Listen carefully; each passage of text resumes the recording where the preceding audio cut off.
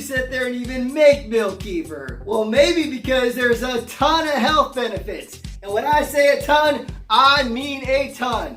First things first, it is an amazing probiotic, which is a great healthy form of bacteria. It's got vitamins, it's got minerals, it's got easily digestible proteins, healthy fats. It is pretty much the ultimate superfood. If I was gonna pick one food in the entire earth to sit there and live off, it would 100% without a doubt be milk kefir. So let's get started. What are you gonna need? The very first thing you're gonna need is kefir grains. These little guys right here. This is what you're gonna need to start off your batch of kefir. All right, secondly, you're gonna need a mason jar. That's right, a mason glass jar to put your kefir grains in.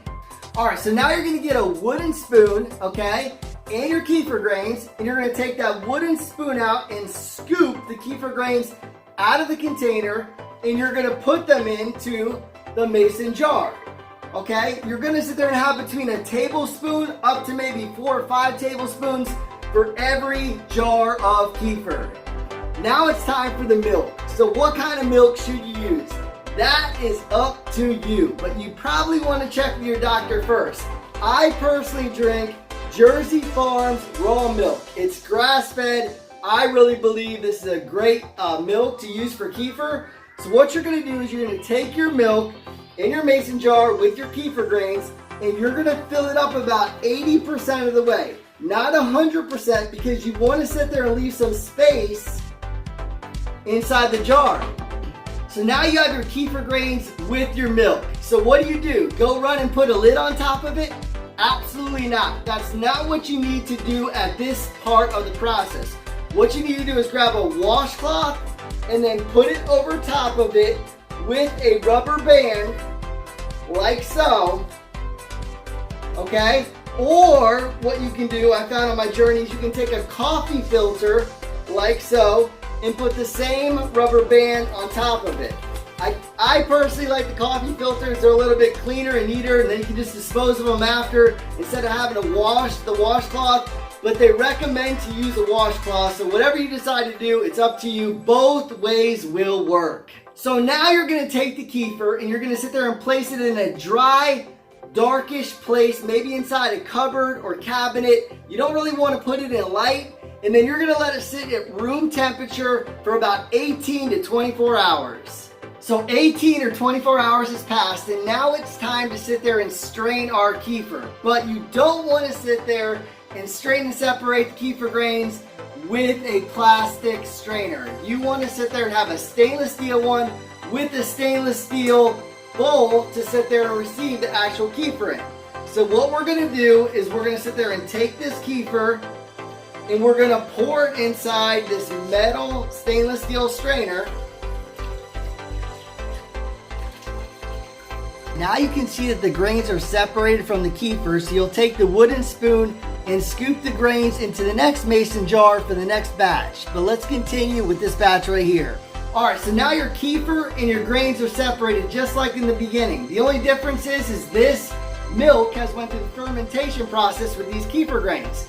So you're gonna take the kefir now and you're gonna sit there and put it into a glass jar, okay?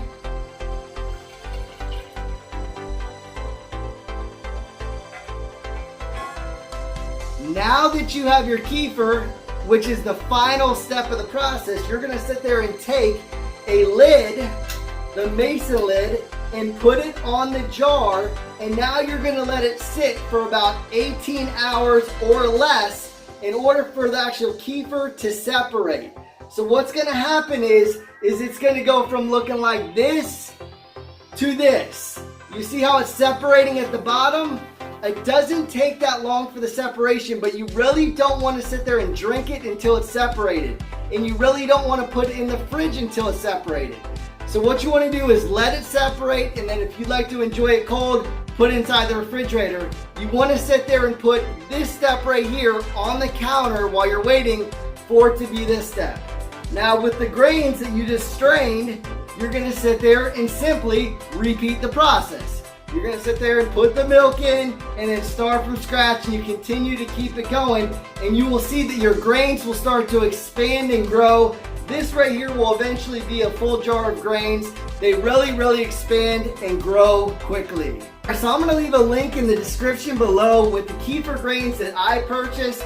It does take about a week to get them, even with expedited shipping.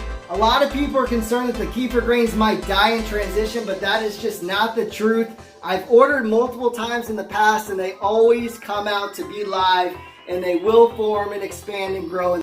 If you liked the video, please don't forget to give it a big thumbs up, and if you would, share it with a friend. Comment in the comments below. I would love to know what you think about kefir. And if you're not already subscribed, please subscribe to my YouTube channel. I make these videos for you guys. And if you'd like to sit there and receive up-to-date notifications when they sit there and go live, don't forget to hit that bell button. All right, now it's time for me to enjoy some kefir. You know what? Here's a little pro tip.